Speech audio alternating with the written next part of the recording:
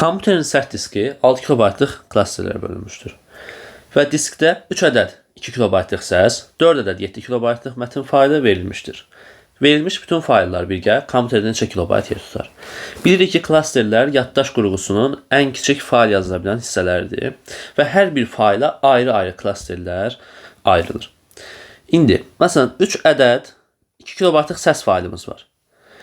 Bunlar hamısı bir də 6 kilobayt yer tutsa da, hər bir fayla ayrı-ayrı klaster ayrıldığı üçün bunu hesablayarkən 3'ü 6'ya vururam və 18 kilobayt tapıram. Yəni ki, hər bir fayla ayrı klaster ayırıram. Daha sonra 4 ədəd 7 kilobaytlıq mətin faylını isə klasterlərə ayırmaq üçün dedik, hər fayla ayrı-ayrı klasterlərə ayrılır. 7 kilobaytlıq bir fayl üçün 2 klaster yer ayırıram. Çünki 7 kilobayt 6 kilobayta yerləşməyəcəyə görə 2 dənə klaster ayırıram.